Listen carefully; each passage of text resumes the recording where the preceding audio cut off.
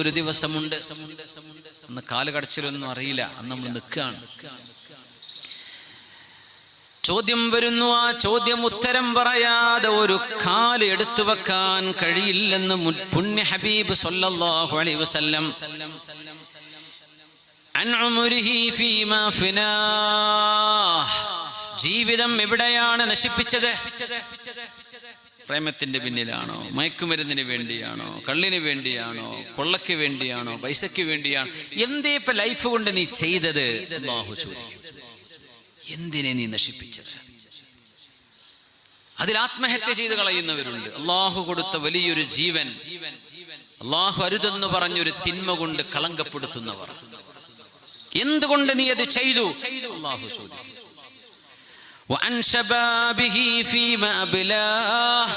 യൗവനം നിങ്ങൾ എവിടെയാണ് ചെലവഴിച്ചത്? ആസ്വദിക്കേണ്ട, എന്റർടൈൻമെന്റ് വേണ്ട എന്നൊന്നുമല്ല ഇതിനർത്ഥം. അള്ളാഹു അനുവദിച്ച പരിധികളിൽ നിന്ന് ഒരു മുസ്ലിമിന് ആസ്വദിക്കാം. വലാകിൻ സഅതും വസാഅഹ്. ഹൻദല റളിയല്ലാഹു അൻഹുവിനോട് പറഞ്ഞ പോലെ എപ്പോഴും പേടിച്ചിരിക്കാൻ പറ്റൂലല്ലോ. എപ്പോഴും ഒരു തഖ്വയുടെ അവസ്ഥയിൽ, അല്ലെങ്കിൽ എപ്പോഴും അള്ളാഹുവിനെ കുറിച്ചുള്ള ഒരു ചിന്തയിൽ മുഴുകിയിരിക്കാൻ ചിലപ്പോൾ മനുഷ്യന്മാർക്ക് കഴിയില്ല എന്ന് വരും. അലി റളിയല്ലാഹു അൻഹു പറയുമായിരുന്നു, ഇടയ്ക്കൊരാശ്വാസം കൊടുക്കണം മനസ്സിന്, കുറച്ച് തമാശയും, അള്ളാഹു ഇഷ്ടപ്പെടുന്നത്, നുണ പറയാത്തത്, അള്ളാഹു ഇഷ്ടപ്പെടുന്ന ചില മനസ്സിന് ആശ്വാസം നൽകുന്ന കാര്യങ്ങൾ ഒന്നെവിടെയെങ്കിലും കാണാൻ, ഏതെങ്കിലും അള്ളാഹു ഇഷ്ടപ്പെടുന്ന, അള്ളാഹുവിന് വെറുപ്പില്ലാത്ത നല്ല കാര്യങ്ങൾക്ക് സമയം ചെലവഴിക്കുക, അതിലൊന്നും കുഴപ്പമില്ല. പക്ഷേ ജീവിതം ലക്ഷ്യം എന്റർടൈൻമെന്റ് അല്ല. അള്ളാഹുവിനെ അറിയലാണ്, അള്ളാഹുവിന്റെ സിഫാത്തുകൾ അറിയലാണ്, പുണ്യ നബിയെ അറിയലാണ്, അവിടുത്തെ ജീവിതം പഠിക്കലാണ്. ഇതിനാണ് പറഞ്ഞയച്ചത്. അതിനൊരുപാട് ഇൻഫ്രാസ്ട്രക്ചർ അള്ളാഹു ചെയ്തു വെച്ചു, ഒരുപാട് ഫെസിലിറ്റീസ് അള്ളാഹു ചെയ്തു വെച്ചു, എല്ലാ സൗകര്യങ്ങളും, റിസോഴ്സുകൾ അള്ളാഹു നമുക്ക് നൽകി. ആ റിസോഴ്സിൽ ഏറ്റവും വലിയ റിസോഴ്സ് ഇസ് ടൈം, നമ്മുടെ സമയമാണ്. സമയം അള്ളാഹു നൽകുന്ന ഏറ്റവും വലിയ റബ്ബിന്റെ ഇൻവെസ്റ്റ്മെന്റ് ആണ്. അതിനെക്കുറിച്ച് അള്ളാഹു ചോദിക്കും, എന്റെ സമയം നീ എന്ത് ചെയ്തു?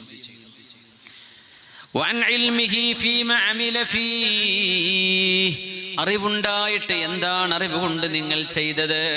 അറിവുണ്ടായിട്ട് എന്ത് ചെയ്യും? അറിവനുസരിച്ച് ജീവിച്ചുവോ? അള്ളാഹു ചോദിക്കും.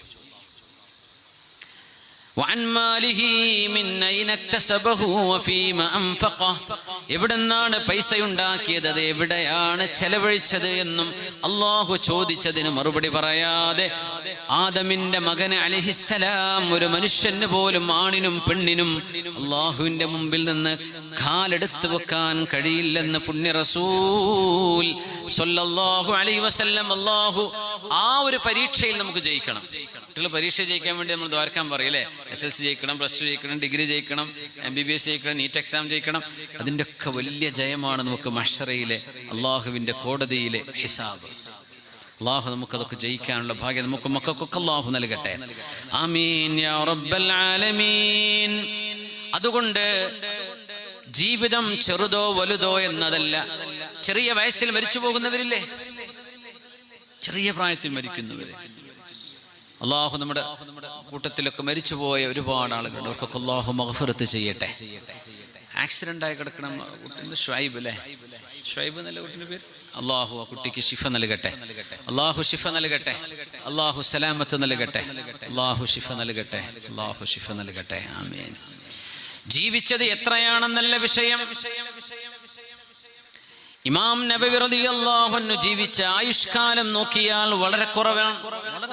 കുറച്ചു കാലം, 40 വയസ്സിനടുത്ത് ജീവിച്ചിട്ടുള്ളൂ.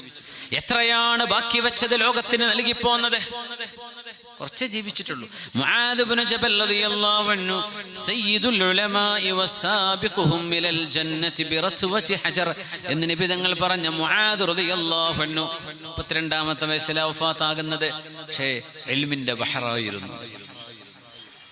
ഒരുപാട് ആയുസ്, അതല്ല വിഷയം. ആയുസ്സിൽ എന്ത് നമ്മൾ ചെയ്യുന്നു എന്നതാണ്, അതാണ് വിഷയം. അതുകൊണ്ട് ഒരു ലക്ഷ്യവുമില്ലാതെയുള്ള ജീവിതം നമുക്ക് വേണ്ട. നമുക്ക് ജീവിതത്തിന് ലക്ഷ്യം വേണം, അടയാളപ്പെടുത്തലുകൾ വേണം. ഉമർ ഇബ്നുൽ അബ്ദുൽ അസീസ് റളിയല്ലാഹു അൻഹുവിന്റെ കൂട്ടുകാരനായിരുന്ന മഹാനായ പണ്ഡിതൻ റജാ ഇബ്നു ഹൈവ റളിയല്ലാഹു അൻഹുവിനോട്, റജാ എന്നവരോട് പറഞ്ഞു, യാ റജാ ഇന്നലീ നഫ്സൻ സവാഖ. റജാ, എനിക്ക് മുന്നോട്ട് മുന്നോട്ട് ആഗ്രഹങ്ങൾ തോന്നുന്ന, ഉന്നതങ്ങൾ കയറി പിടിക്കണമെന്ന ആഗ്രഹം തോന്നുന്ന ഒരു ശരീരമാണ് അല്ലാഹു എനിക്ക് നൽകിയത്. എന്റെ നഫ്സിനൊരാഗ്രഹം വന്നു, അബ്ദുൽ മലിക് ബിൻ മർവാനിന്റെ മകൾ ഫാത്തിമയെ കല്യാണം കഴിക്കണമെന്ന ആഗ്രഹം വന്നു. കല്യാണം കഴിച്ചു. രാജാവിന്റെ മോളെയാണ്, ഖലീഫയുടെ മകളെയാണ്. മദീനയുടെ ഗവർണറാകണം എന്ന ആഗ്രഹമുണ്ടായി. അതും അല്ലാഹു എനിക്ക് തന്നു. ഞാൻ മദീനയുടെ അമീറായിട്ടുണ്ട്. പിന്നെ തോന്നി ഖലീഫയാവണം. അതിന് കഴിയും. 2.5 വർഷമാണ് മഹാൻ സേവനം ചെയ്തത്. ലോകമറിയപ്പെടുന്ന 5ാം ഖലീഫ എന്ന് പറയാൻ കഴിയുന്ന, 2ാം ഉമർ എന്ന് പറയാൻ കഴിയുന്ന റളിയല്ലാഹു അൻഹുമാ, ഉമർ ഇബ്നു അബ്ദുൽ അസീസ് റളിയല്ലാഹു അൻഹു ഖലീഫയായി. എന്നിട്ട് പറഞ്ഞു, യാ റജാ, ദുനിയാവിലുള്ള ഏറ്റവും വലിയ മഹത്വങ്ങളൊക്കെ ഞാൻ കയറി പിടിച്ചു. എന്റെ ശരീരം ഇനി ആഗ്രഹിക്കുന്നത് തതൂഖു ഇലൽ ജന്ന, സ്വർഗം കിട്ടണമെന്നാണ് എനിക്ക് ആഗ്രഹം. ഇത് പറഞ്ഞ മഹാനാണ് ഉമർ ഇബ്നു അബ്ദുൽ അസീസ് റളിയല്ലാഹു അൻഹു. ഖബറിലേക്ക് ജനാസ വെക്കുമ്പോൾ ഒരു തോൽക്കഷ്ണം ഇങ്ങനെ പാറി വന്ന് വീണു ആ ജനാസന്റെ മുകളിലേക്ക്. എവിടുന്നാന്ന് കണ്ടില്ല. നോക്കുമ്പോ ഹാദാ ഫിജാഉക മിനന്നാർ, ഹാദാ ഫിജാഉക മിനന്നാർ, നിങ്ങൾ നരകത്തിൽ നിന്ന് മോചിതരാണെന്ന് അറിയിക്കുന്ന അറിയിപ്പാണിത്. അതായിരുന്നു എഴുതി വെച്ചതെന്ന്. അതടക്കം മറവ് ചെയ്തു മഹാനവറുകളെ. ആഗ്രഹം വെറുതെ ജീവിച്ചു തീർക്കരുത്. മരണത്തിന് മുമ്പ് ഒരു ജുസ് എങ്കിലും ഹിഫ്ള്, പകുതിയെങ്കിലും ഹിഫ്ള്. മസ്ജിദിന്റെ ഖിദ്മത്ത്, സേവന പ്രവർത്തനങ്ങള്, റിലീഫ് പ്രവർത്തനങ്ങള്, ചാരിറ്റി, നാടിനും സമൂഹത്തിനും രാജ്യത്തിനും ഉമ്മത്തിനും ജനങ്ങൾക്കും ഉപകാരപ്പെടുന്ന ഏതെങ്കിലും ഒരു സേവനത്തിൽ നിരതരാവണം. ഒരു നിയ്യത്ത് വേണം. അല്ലെങ്കിൽ പഠിക്കണം. ചെറുതും വലുതുമാകാം, പലതരത്തിലുള്ള നിയ്യത്തുകളാകാം. വെറുതെ ആവരുത്. ചെറിയ മക്കളെ ചെറുപ്പത്തിലെ അവർക്കൊരു മോട്ടിവേഷൻ കൊടുത്താൽ നമ്മുടെ മക്കളൊക്കെ നന്നായി പഠിക്കും. അവർക്കതിന് കഴിവുണ്ട്. ഒരു മൊബൈൽ കളിക്കാൻ കൊടുത്താൽ അവരങ്ങനെ കളിച്ചു പോകും. നേരെ മറിച്ച് അതിനൊക്കെ ഒരു സമയം നിശ്ചയിച്ചു കൊടുത്ത് ഒരല്പം റെസ്ട്രിക്ഷൻ, ഒരാഴ്ചയിൽ 1 മണിക്കൂർ 2 മണിക്കൂർ ഇത്രയേ ഉള്ളൂ എന്ന് പറഞ്ഞൊരു ഗൈഡൻസ് കൊടുത്ത് നമ്മുടെ മക്കളെ നമ്മൾ ഒരു ഡിസിപ്ലിനിലേക്ക് കൊണ്ടുവന്നാൽ അവർക്ക് വളരാൻ കഴിയും. ഇല്ലെങ്കിൽ അവർ വളഞ്ഞു പോകും. അള്ളാഹു നമ്മുടെ മക്കൾക്ക് സ്വലാഹ നൽകട്ടെ, നന്മ നൽകട്ടെ. ഓരോരുത്തർക്കും അള്ളാഹു കഴിവ് നൽകിയിട്ടുണ്ടെന്നാണ്. കഴിവില്ലാത്ത ഒരാളുമില്ല. അതുകൊണ്ട് ഉന്നതമായ ലക്ഷ്യബോധത്തിന് വേണ്ടി ജീവിക്കാം. പ്രേമത്തിനും ആഭാസത്തിന്റെയും പിന്നാലെ ജീവിതം കളയരുത്. നമ്മുടെ വിദ്യാഭ്യാസം തളർത്തിക്കളയരുത്. കുഞ്ഞു വിദ്യാർത്ഥിനികളോട് പറയാം, ജീവിതം അതിലേറെയൊക്കെ ഒരുപാട് വലുതാണ്. കൗമാര പ്രായത്തിൽ തോന്നുന്ന ഒരു സ്വാഭാവികമായ വൈകാരിക ചിന്തകൾക്കപ്പുറത്താണ് ജീവിതത്തിന് അല്ലാഹു നൽകിയ വിലയെന്ന് നമ്മൾ മനസ്സിലാക്കണം. ഇന്നല്ലാഹ യുഹിബ്ബു മആലിയൽ ഉമൂരി വഅശ്റാഫഹാ വയക്റഹു സഫാസിഫഹാ എന്ന് പുണ്യ നബി സല്ലല്ലാഹു അലൈഹി വസല്ലം. അല്ലാഹുവിന് ഉന്നതമായ കാര്യങ്ങൾ ഇഷ്ടമാണ്. ഉന്നത ലക്ഷ്യങ്ങൾ അത് അല്ലാഹുവിന് ഇഷ്ടമാണ്. ഇന്നല്ലാഹ യുഹിബ്ബു മആലിയൽ ഉമൂരി വഅശ്റാഫഹാ വയക്റഹു സഫാസിഫഹാ. നിസ്സാരമായ കാര്യത്തിന് സമയം ചെലവഴിക്കുക. വെറുതെ യൂട്യൂബ് കയറി കമന്റ് അടിക്കുക, അല്ലെങ്കിൽ ഫേസ്ബുക്ക് കയറി എന്തെങ്കിലും എഴുതി വിടുക, എന്തെങ്കിലും ഫിത്നയും ഫസാദും എഴുതിക്കൊണ്ടിരിക്കുക, അല്ലെങ്കിൽ പറഞ്ഞുകൊണ്ടിരിക്കുക. അതൊക്കെ ഒരു മുഅ്മിനായ മനുഷ്യൻ ചെയ്യേണ്ട പണിയാണോ? അതിനൊക്കെ ദുന്യാവും ആഖിറവും ഇല്ലാത്ത എത്ര മനുഷ്യന്മാരുണ്ട്. അവർക്ക് വിട്ടുകൊടുത്താൽ പോരെ? അവർക്കൊരു പണി വേണ്ടേ? അള്ളാഹുവിനെ പറ്റി ബോധമുള്ള നമ്മളിങ്ങനെ വെറുതെ സമയം കുത്തിയിരുന്ന് കളയാണോ? എന്തെങ്കിലും വെറുതെ നോക്കിയിരിക്കുകയാണോ? അള്ളാഹുവിന് ഉന്നതമായ കാര്യങ്ങൾ ഇഷ്ടമാണ്. നിസ്സാരമായ മൂല്യമില്ലാത്ത കാര്യങ്ങൾ ചെയ്യരുതേ എന്ന് പുണ്യനബി സല്ലല്ലാഹു അലൈഹി വസല്ലം. മക്കള് ജോലി അന്വേഷിക്കുമ്പോൾ, പഠിക്കുമ്പോൾ, അവരെ സബ്ജക്റ്റ് തിരഞ്ഞെടുക്കുമ്പോൾ ഒരു സീരിയസ്നെസ് ഉള്ള വിഷയങ്ങളായിരിക്കണം എന്നൊക്കെയാണ് ഇതിനർത്ഥം കേട്ടോ. ഒരു സംഭവം നടക്കുന്നു. മഹാനായ ഇബ്രാഹിം ഇബ്നു അദ്ഹം റളിയല്ലാഹു അൻഹു മക്കയിലാണ്. ആ സമയത്ത് ഹജ്ജിന് വന്നു മഹാനായ ഷഖീഖ് ഇബ്നു ഇബ്രാഹിം അൽ ബൽഖി റളിയല്ലാഹു അൻഹു. നമുക്കൊന്ന് സ്വലാത്ത് ചൊല്ലി ഇരുന്നാലോ? ഒന്ന് കുറച്ച് നേരം ഇരിക്കുന്നതല്ലേ, ഒന്ന് എഴുന്നേറ്റ് നിന്ന് ഒരു 3 സ്വലാത്ത് ചൊല്ലി എഴുന്നേക്കാൻ പറ്റുന്നവർ മാത്രം കേട്ടോ, അല്ലാത്തൊരു ഷേജുമൊന്നും എണീക്കണ്ട. ഷേജും ഇരിക്കുക, നിങ്ങൾ എണീക്കുമ്പോൾ അതൊരു ഭംഗികേടല്ലേ. ബിസ്മില്ലാഹ്. സല്ലു അലൻ നബി മുഹമ്മദിൻ വആലിഹി. اللهم صل على سيدنا محمد وعلى آل سيدنا محمد وبارك وسلم عليه. اللهم صل على سيدنا محمد وعلى آل سيدنا محمد وبارك وسلم عليه. اللهم صل على سيدنا محمد وعلى آل سيدنا محمد وبارك وسلم عليه. മൂന്നട്ടായോ? ആയോ? ഞാൻ നോക്കിയില്ല. ആയില്ലേ? ഇരിക്കും. എന്നാലും കൈയൊക്കെ പൊക്കാന്ന് കൈയൊക്കെ ഒന്ന് കുടഞ്ഞാലേ നല്ല റാഹത്ത് തോന്നും. സംഭവം ചെറിയ സംഗതിയാണ്, പക്ഷെ അതിലൊക്കെ ഒരു ഉന്മേഷം വരുന്ന. നിങ്ങൾ നോക്കി, ഉന്മേഷം വേണമെങ്കിൽ എടുത്താൽ മതി. പിന്നെ നമ്മുടെ സംഘാടകർ വരുന്നുണ്ട്, എല്ലാവരും അകമഴിഞ്ഞ് സഹായിക്കണേ ഇൻഷാ അല്ലാഹ്. നല്ല അൽഹംദുലില്ലാഹ്. നമ്മുടെ ഈ നമ്മുടെ സ്ഥാപനത്തിന്റെ നിർമ്മാണത്തിന്റെ ആ ഒരു കൂപ്പണങ്ങൾ തിരിച്ചേൽപ്പിക്കണം. പരിപാടി കഴിയുന്നതിന് മുമ്പ് നമ്മുടെ സംഘാടകർക്ക് തിരിച്ചേൽപ്പിക്കണം. നിങ്ങളുടെ പേരും നമ്പറും കൊടുത്ത് നിങ്ങൾ എന്ത് ചെയ്യണം, നല്ലൊരു ഹദിയ നമ്മുടെ ഈ കെട്ടിട നിർമ്മാണത്തിലേക്ക് വേണം. ദാറുൽ അസ്ഹറിന്റെ കെട്ടിട നിർമ്മാണം ഇവിടെ നടക്കുന്നുണ്ട് ബാബാടെ ഉസ്താദിന്റെ പേരിൽ. ഇതൊക്കെ നമ്മുടെ നാടിന് അനുഗ്രഹമാണ്. ഇതൊക്കെ വളരണം ഇൻഷാ അല്ലാഹ്. അല്ലാഹു തആല നമ്മുടെ സ്ഥാപനങ്ങളൊക്കെ ഇസ്സത്തിലാക്കി തരട്ടെ. ആമീൻ യാ റബ്ബൽ ആലമീൻ. അൽഹംദുലില്ലാഹ്. അപ്പോ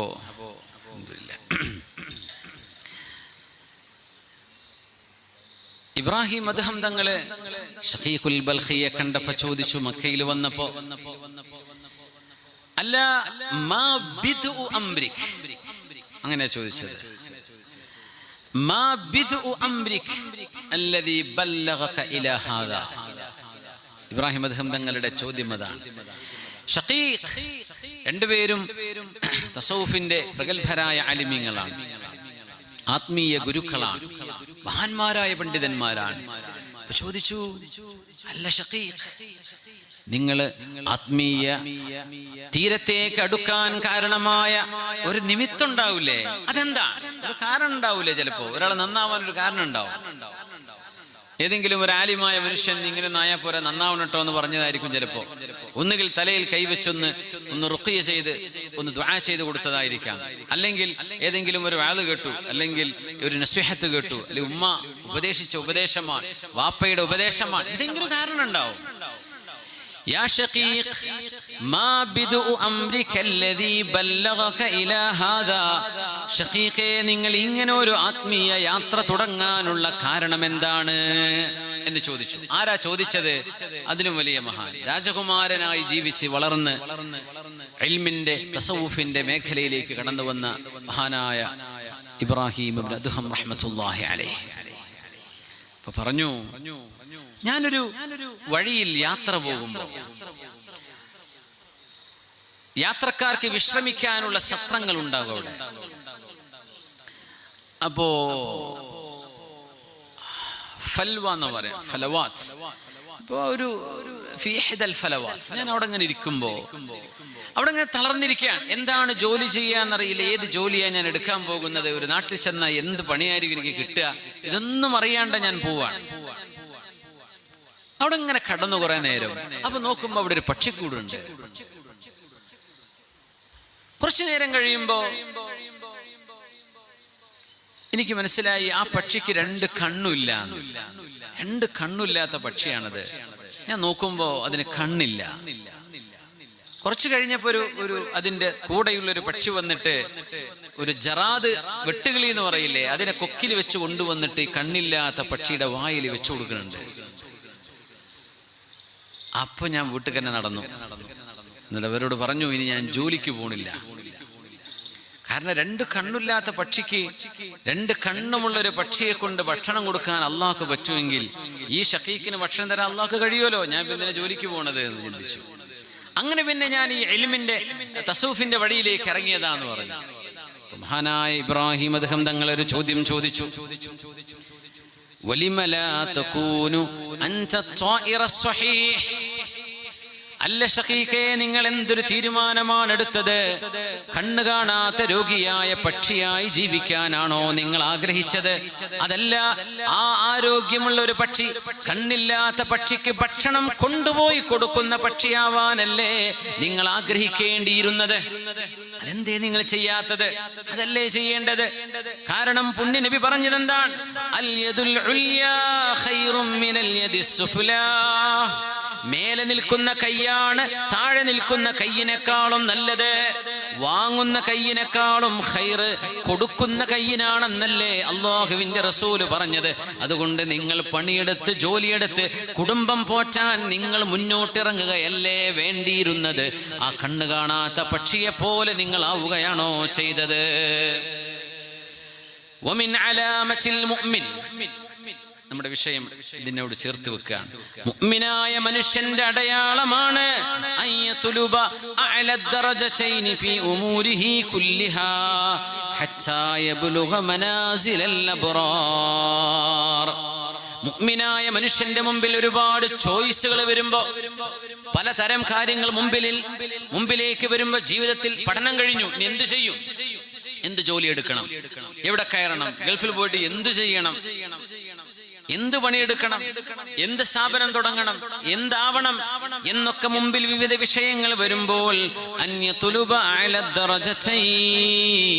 ദുനിയാവിന്റെയും ആഖിറത്തിന്റെയും വിഷയത്തിൽ ഏറ്റവും ഉന്നതമായ കാര്യങ്ങൾ തെരഞ്ഞെടുക്കൽ മുഅ്മിനായ മനുഷ്യന്റെ അടയാളമാണ്. ഹത്താ യബ്ലുഗ മനാസിലൽ അബ്റാർ. സജ്ജനങ്ങളായ ആളുകൾ കഴിഞ്ഞുപോയ വഴിയിലൂടെ നടന്നു പോകാൻ അതാണ് അനിവാര്യം, അതാണ് ചെയ്യേണ്ടത്. അതുകൊണ്ട് ഷഖീഖേ, നിങ്ങളുടെ തീരുമാനം എനിക്ക് തീരെ ഇഷ്ടമായില്ല കേട്ടോ എന്ന് ഇബ്രാഹിം അദ്ഹം റളിയല്ലാഹു അൻഹു പറഞ്ഞതിൽ നിന്നാണ് മഹാനായ ഷഖീഖ് എന്നവർ മാറി ചിന്തിച്ചത്. ജോലിയെടുത്തു, എന്നിട്ട് സൂഫിയായി ജീവിച്ചു. പണിയെടുക്കണം, അധ്വാനിക്കണം, ആളുകൾക്ക് ഭാരമാവരുത്. ജ്യേഷ്ഠൻ ഗൾഫിലാണല്ലോ, എന്നാ പിന്നെ ഞാൻ പണിക്കൊന്നും പോണില്ല, ഞാൻ ആ പൈസ ഒക്കെ ഇടുന്ന് ചെലവാക്കി കളയാം. അങ്ങനെ ജീവിക്കുന്ന മനുഷ്യന്മാരുണ്ട്. പൈസ ചേർന്ന ജ്യേഷ്ഠനെയോ അനുജനെയോ കുളിപ്പിച്ച് കിടത്തുന്നവരുണ്ട്. അങ്ങനെയൊക്കെ ഉണ്ട്. നല്ല മനുഷ്യന്മാരും ചീത്തൊക്കെ ഉണ്ടാവില്ലേ? ജ്യേഷ്ഠന്റെ പൈസ അല്ലേ, കണക്കൊന്നും കൊടുക്കേണ്ട ആവശ്യമില്ലല്ലോ എന്ന് പറയും. 10 ലക്ഷത്തിന്റെ പണിയെടുത്തെന്ന് പറയും. 2 ലക്ഷം പണിക്കാർക്ക് കൊടുത്തിട്ടുണ്ടാവില്ല ചിലപ്പോ, ബാക്കിയൊക്കെ എവിടേക്കും പോയിട്ടുണ്ടാവും. അങ്ങനെ വഞ്ചിക്കുന്നവര്, ചതിക്കുന്നവര്. കാരണം ഒരു ജോലി ഇല്ലാതിരുന്നാൽ പിശാച് നമ്മൾക്ക് പണി തരുന്നതാണ്. നമ്മുടെ മുസ്ലിം ചെറുപ്പക്കാർ പണിയില്ലാതെ നടക്കരുത്, ജോലി ചെയ്യാതെ നടക്കരുത്, അധ്വാനിക്കണം. നമുക്കൊക്കെ കഴിവുണ്ട്. കഴിവ് തരാതെ ആരെയും അല്ലാഹു പഠിച്ചിട്ടില്ല. ഓരോരുത്തർക്കും ഓരോ കഴിവ് അല്ലാഹു നൽകിയിട്ടുണ്ടെന്നാണ്. ആ കഴിവ് നമ്മൾ കണ്ടെത്തണം. അതിനൊക്കെ എത്ര നമ്മുടെ ആപ്റ്റിറ്റ്യൂഡ് ടെസ്റ്റുകളില്ലേ, ഏതെല്ലാം കോഴ്സുകളുണ്ട്, ഏതെല്ലാം സെറ്റിങ്ങുകളുണ്ട്. നമുക്കൊന്ന് പോയി ഇരുന്ന് നോക്കിയാൽ നമ്മുടെ അഭിരുചി എന്താണെന്ന് മനസ്സിലാക്കാൻ കഴിയും. കുട്ടികൾ ടെക്നിക്കൽ സ്കില്ലുള്ള കുട്ടികളുണ്ടാവും, വരക്കാൻ കഴിയുന്നവരുണ്ടാവും, നന്നായി മനഃപ്പാഠമാക്കാൻ കഴിയുന്നവരുണ്ടാകും, മറ്റു പല സ്കില്ലുകളുണ്ട് മക്കളുണ്ട്. എല്ലാവരും ഡോക്ടർമാരും എഞ്ചിനീയർമാരുമല്ല, ഓരോരുത്തർക്കും വിവിധ കഴിവുകളാണ് അല്ലാഹു നൽകിയത്. എല്ലാവരും ഹാഫിദീങ്ങളും ആലിമീങ്ങളും ആയിക്കൊള്ളുന്നില്ല. പലർക്കും പല തരത്തിലുള്ള മൗഹിബ അല്ലാഹു നൽകിയിട്ടുണ്ടെന്നാണ്. അത് കണ്ടെത്തണം, വെറുതെ നടക്കരുത്. ഇത് പറഞ്ഞപ്പോഴാണ്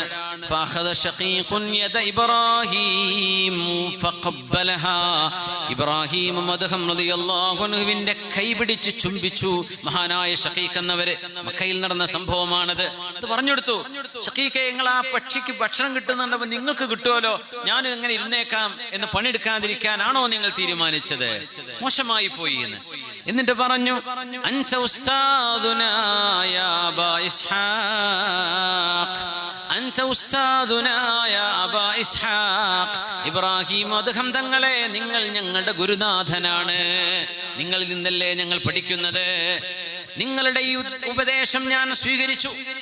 അവിടുന്നാണ് കാര്യബോധമുള്ളൊരു ജീവിതത്തിലേക്ക്, അർത്ഥവത്തായ അല്ലാഹു ഇഷ്ടപ്പെടുന്ന ഒരു ജീവിതത്തിലേക്ക് കടക്കുന്നത്. സുബ്ഹാനല്ലാഹ്, മുഅ്മിനീങ്ങൾ അങ്ങനെയാണ്. വജഅൽനാ ലിൽ മുത്തഖീന ഇമാമാ. അല്ലാഹുവിനോട് നമ്മൾ അങ്ങനെയല്ലേ ദുആ ചെയ്യുന്നത്? അല്ലാഹുവേ, ഞങ്ങളെ മുത്തഖീങ്ങളാക്കണം എന്ന് മാത്രമല്ല പറയുന്നത്, മുത്തഖീങ്ങളുടെ ഇമാമാക്കണം. മഅ്മൂമാവണം എന്നല്ല പറയാ, ഇമാമാക്കി തരണം എന്നാ പറയുന്നത്. മുത്തഖിയായ ഒരു മനുഷ്യനായി ജീവിക്കുക, അതാണ് നമ്മൾ ആഗ്രഹിക്കുന്നത്. പക്ഷേ ചോദിക്കേണ്ടത് എന്താണ്? والذين يقولون ربنا هب لنا من أزواجنا وذرياتنا قرة أعين واجعلنا للمتقين إماما. അല്ലാഹുവേ, ഞങ്ങളുടെ ജീവിത പങ്കാളിയിലും ഞങ്ങളുടെ മക്കളിലും അല്ലാഹുവേ കൺകുളിർമയ നൽകണമേ. വജഅൽനാ ലിൽമുത്തഖീന ഇമാമാ, സജ്ജനങ്ങൾക്ക് മുന്നിൽ നിൽക്കാൻ പറ്റുന്നവരായി അല്ലാഹുവേ ഞങ്ങളെ മാറ്റിത്തരണമേ. ചോദിക്കാൻ പറഞ്ഞത് ഉന്നതങ്ങളാണ്, ചെറുതല്ല ചോദിക്കേണ്ടത്, ഉന്നതങ്ങളാണ്, ഉന്നതങ്ങളാണ്. रुकाबी रूह जब पैदा होती है जवानों में नजर आती है अपनी मंजिल आसमानों में. ഉന്നതങ്ങളാണ് നോക്കേണ്ടത്. إذا سألتم الله فاسألوه الفردوس. നിങ്ങൾ അല്ലാഹുവിനോട് ചോദിക്കുകയാണെങ്കിൽ സ്വർഗം തരണേ എന്ന് മാത്രമല്ല ചോദിക്കേണ്ടത്, അല്ലാഹുവിനോട് ഉന്നതമായ സ്വർഗം തരണേ എന്ന് ചോദിക്കണം. ഫിർദൗസ് നൽകണേ അല്ലാഹുവേ, സ്വർഗത്ത് കടത്തണേ എന്നല്ല ചോദിക്കേണ്ടത്. എങ്ങനെ? ജന്നത്തുൽ ഫിർദൗസിലേക്ക് എത്തിച്ചു തരണേ എന്നാണ് അങ്ങനെ ചോദിക്കേണ്ടത്. അങ്ങനെ ചോദിച്ചു അല്ലാഹുവിന് കഴിയില്ലേ? യാ മൂസ, മൂസ നബിയേ, ലാ തസ്തഹി, നിങ്ങൾ നാണിച്ചു പോവണ്ട, അൻ തസ്അലല്ലാഹ ശിറാകൻ അലൈക്, നിങ്ങളുടെ ചെരുപ്പിന്റെ വാറച്ചു പോയാൽ പോലും അല്ലാഹുവിനോട് ചോദിക്കാൻ നിങ്ങൾ നാണിക്കേണ്ട. അതും ചോദിച്ചോളൂ, ചെറുതും ചോദിക്കണം, വലുതും അല്ലാഹുവിനോടാ ചോദിക്കാനുള്ളത്. ഇദാ സഅൽതുമുല്ലാഹ്, നിങ്ങൾ അല്ലാഹുവിനോട് ചോദിക്കുകയാണെങ്കിൽ ഫസ്അലൂഹുൽ ഫിർദൗസ്, ഫിർദൗസ് ചോദിക്കണമേ. ഫഇന്നഹു ഔസതുൽ ജന്ന, അത് സ്വർഗ്ഗത്തിന്റെ മധ്യമാണ്. വഅലൽ ജന്ന, സ്വർഗ്ഗത്തിന്റെ ഉന്നതമാണ്. ഉറാഹു ഫൗഖഹുൽ അർശുർ റഹ്മാൻ, ഉറാഹു ഫൗഖഹു അർശുർ റഹ്മാൻ, കാരുണ്യവാനായ റബ്ബിന്റെ അർശ് കിടക്കുന്നത് ഫിർദൗസിന്റെ മീതയാണ്. വമിൻഹു തഫജ്ജറു അൻഹാറുൽ ജന്ന, സ്വർഗ്ഗത്തിന്റെ നദികൾ ഒഴുകുന്നത് ആ ഫിർദൗസിൽ നിന്നാണ്. അത് ചോദിക്കുന്ന അല്ലാഹുവിനോട്, സ്വർഗ്ഗത്തിന്റെ പീക്ക്, the highest point ജന്ന, അല്ലാഹുവിനോട് ചോദിക്കണം. വെറുതെ സ്വർഗ്ഗം തന്നാ മതി, വെറുതെ ഗൾഫിൽ എത്തിച്ചാൽ മതി എന്ന് പറഞ്ഞ പോലെയാണത്. അവിടെ എത്തിയ പിന്നെ അതൊന്നും മതിയാവില്ല.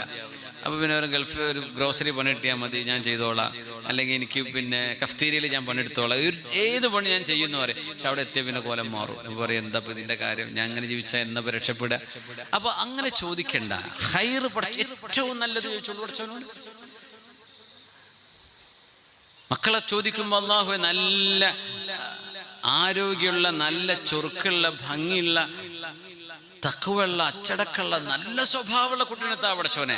അങ്ങനെ ചോദിച്ചോളൂ, അല്ലാഹു തരാൻ കഴിയില്ലേ? അല്ലാഹു തരും. അതൊക്കെ ചോദിക്കുമ്പോൾ കുറവാ, അങ്ങനെയൊന്നുമില്ല, അല്ലാഹു ചോദിച്ചോളൂ. വഇൻദഹു ഖസാഇനു കുല്ലി ഷൈ, എല്ലാറ്റിന്റെയും ഖജനാവ് അല്ലാഹുവിന്റെ കൈകളിലുണ്ട്. നമ്മളോട് ചോദിക്കാനും അധ്വാനിക്കാനും പറഞ്ഞിരിക്കാം, ചെയ്യണം. അതുകൊണ്ട് ഇദാ കുൻത ലാ തുർജാ ലിദഫ്ഇ മുലിമ്മത്തിൻ വലാ കാന ലിൽ മഅറൂഫി ഇൻദക മത്മഉ വലാ കുൻത ദാ ജാഹിൻ യുആശു ബിജാഹിഹി വലാ അൻത യൗമൽ ഹശ്രി ഫീ മൻ യശ്ഫഉ فعيشوك في الدنيا وموتوك واحد وعودوا خلال عن وصالك أنفعوا. ഒരു മനുഷ്യനെ കൊണ്ട് ഒരു ഉപകാരമോ ഉപദ്രവമോ കിട്ടൂല എന്ന് വെച്ചാൽ അയാളുടെ ജീവിതവും മരണവും സമമാണ് എന്നാ പറഞ്ഞതിനർത്ഥം. ഒരു കാര്യത്തിന് അയാളെ വിളിച്ചാൽ കിട്ടൂല, ഒരു ഉപകാരം അയാളെ കൊണ്ട് നടക്കൂല, ഒരു ഉപദ്രവം ഉണ്ടാകുമ്പോൾ തടുക്കാനും അവരെ കൊണ്ട് കഴിയില്ല. പിന്നെ ചത്തതിനൊക്കുമേ ജീവിച്ചിരിക്കലും, പിന്നെ അങ്ങനെയാണ്. മുഅ്മിൻ അങ്ങനെയല്ല. മുഅ്മിനായ മനുഷ്യൻ, അല്ലാഹുവിന്റെ ഹബീബ് സല്ലല്ലാഹു അലൈഹി വസല്ലം തങ്ങൾ പറഞ്ഞു, വിവിധങ്ങളായ കഴിവുകളോടുകൂടെയാണ് അല്ലാഹു ഒരു മനുഷ്യനെ പടക്കുന്നത്.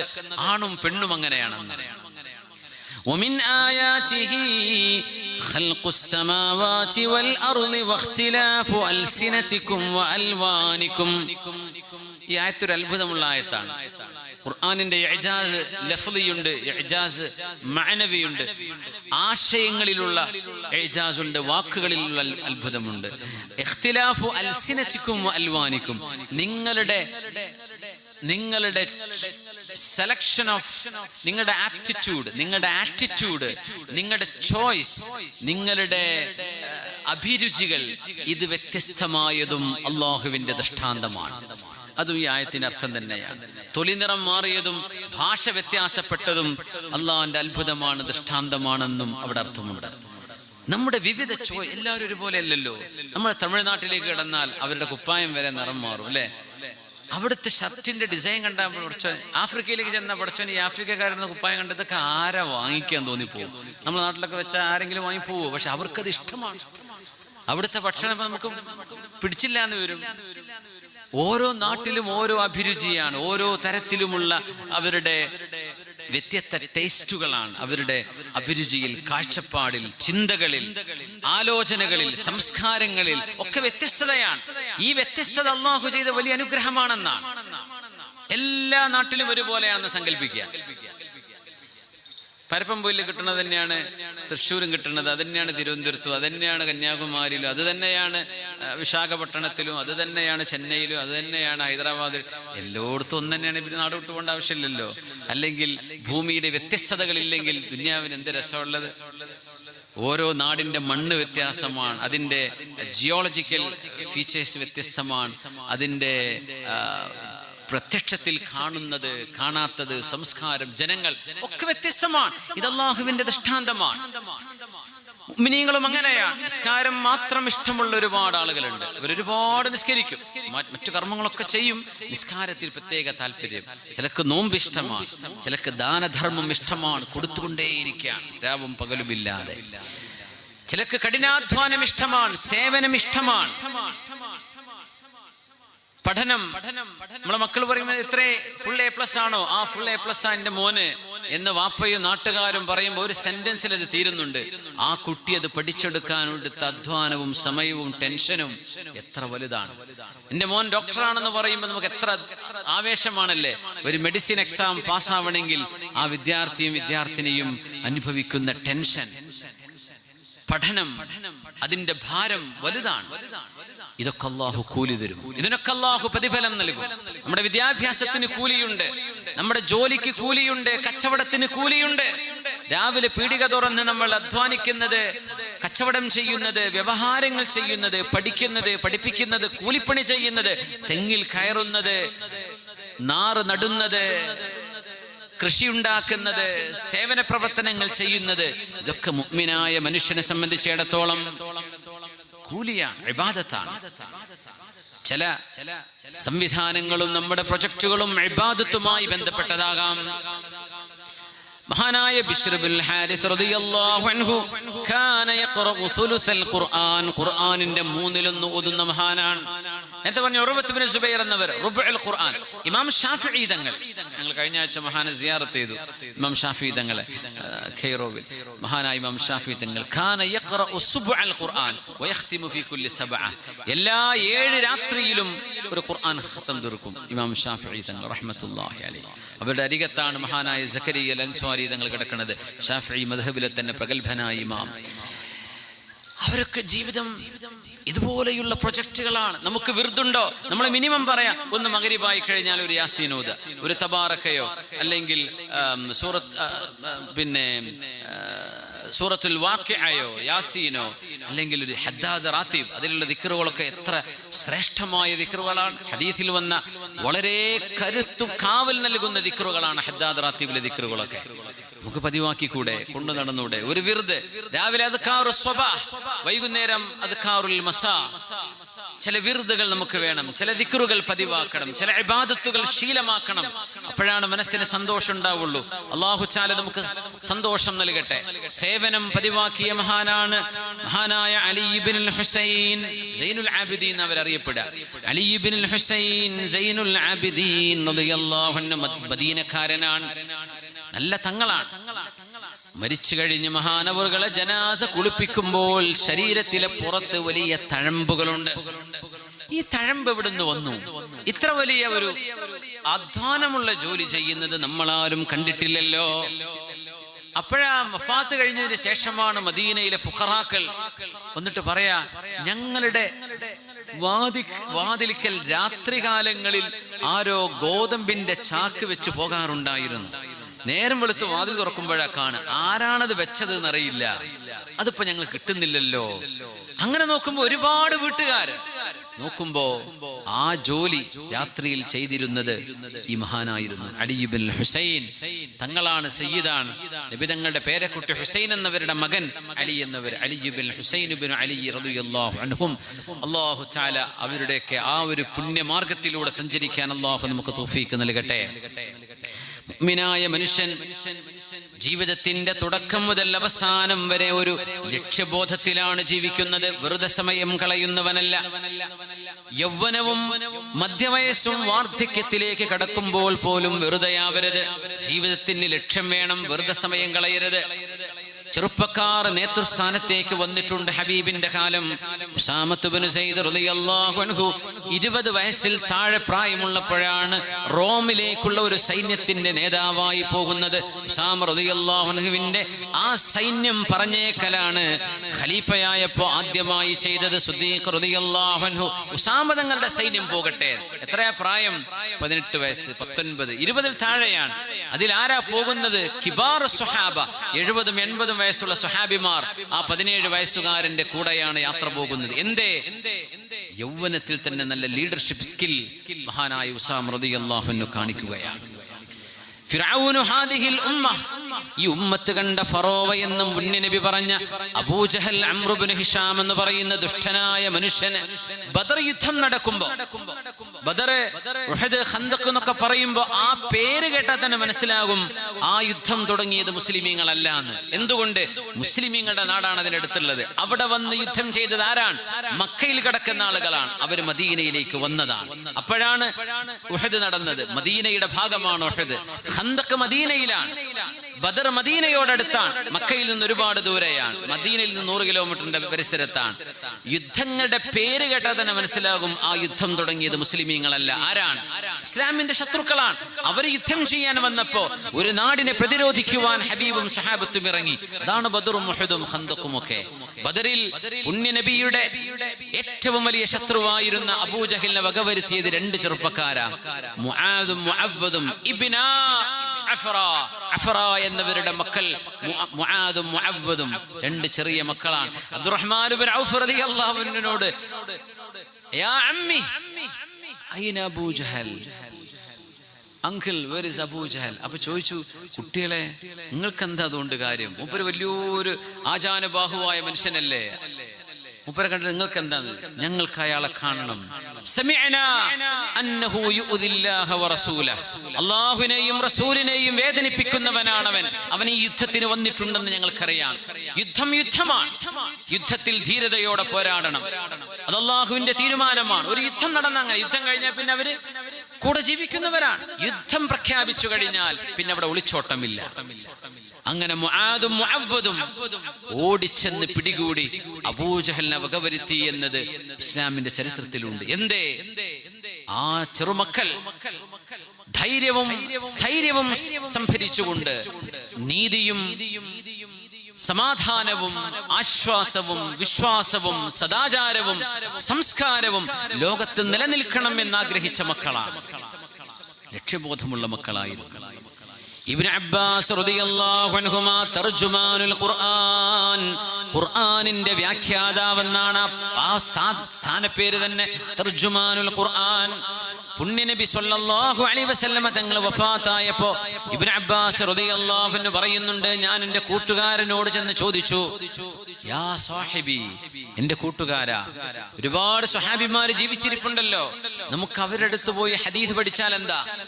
ഒരുപാട് ഹദീസില്ലേ പുണ്യനബി പറഞ്ഞു പോയത്, അതൊക്കെ നമുക്ക് പഠിക്കാം, നീ വരുന്നോ? പറഞ്ഞു ഇബ്നു അബ്ബാസ്, ഒരുപാട് സ്വഹാബിമാര് ജീവിച്ചിരിക്കുമ്പോ ഞാനും നിങ്ങളും പോലെയുള്ള ഈ ചെറിയ മക്കൾ ഇവിടെ ഫത്വ കൊടുക്കാൻ പോകേണ്ട കാര്യമൊന്നുമില്ലല്ലോ, നമ്മളോടൊന്നും ഞാനും ചോദിക്കാൻ പോകുന്നില്ല, അവരൊക്കെ ഇവിടെ ജീവിച്ചിരിക്കുമ്പോ നമ്മൾ എന്തിനാ? പക്ഷേ ഞാനത് വിട്ടില്ല. ഞാൻ പഠിക്കാൻ ഇറങ്ങി. സ്വഹാബിമാരുടെ വീടിന്റെ മുന്നിൽ ഞാൻ ചെന്നിരിക്കും. വഹും ഖായിലൂൻ, അവർ ഉച്ചനേരത്തെ വിശ്രമത്തിലാണ്. ഇപ്പൊ വാതിൽ അടച്ചിട്ടുണ്ടാവും. ഞാൻ ആ വാതിലിന്റെ പടിക്കലിരിക്കും, ആ സ്റ്റെപ്പിലിരിക്കും. മണൽക്കാറ്റ് വന്നിട്ട് എന്നെ മൂടുന്നുണ്ടാകും, ചുടുകാറ്റടിക്കുന്നുണ്ട് മദീനയിൽ. പക്ഷെ അള്ളാഹുവിന്റെ റസൂലിന്റെ ഹദീത്ത് പഠിക്കാൻ വേണ്ടിയാണ് ഞാൻ വന്നിരിക്കുന്നത്. വാതിൽ തുറക്കുമ്പോ എന്നെ കാണുമ്പോ അവര് പറയും, യബ്ന അമ്മി റസൂലില്ലാഹ്, അള്ളാഹുവിന്റെ റസൂലിന്റെ എളാപ്പയുടെ പുത്ര ഇബ്നു അബ്ബാസ്, നിങ്ങളൊരു വാക്ക് പറഞ്ഞാൽ നിങ്ങളുടെ അരികത്തേക്ക് ഞങ്ങൾ വരില്ലേ? 12 വയസ്സാന്ന് പ്രായമുള്ളൂ, തങ്ങളുട്ടിയാണ്. നിങ്ങൾ പറഞ്ഞാൽ ഞങ്ങൾ അങ്ങോട്ട് വരില്ലേ? അതാ സ്വഹാബിമാർ സയ്യിദന്മാരെ ബഹുമാനിക്കാൻ പഠിപ്പിക്കുകയാണൊന്ന്. ഞങ്ങളവിടെ വരില്ലേ? എന്തിനാണ് ഇബ്നു അബ്ബാസ് എന്നവരെ ഞങ്ങളുടെ വീടിന്റെ വാതിൽക്കൽ വന്ന് ഒരു മുട്ടുപോലും മുട്ടാതെ ഞങ്ങളെ വിഷമിപ്പിക്കാതെ വെയിലുകൊണ്ട് തളർന്നു കിടക്കുകയായിരുന്നോ?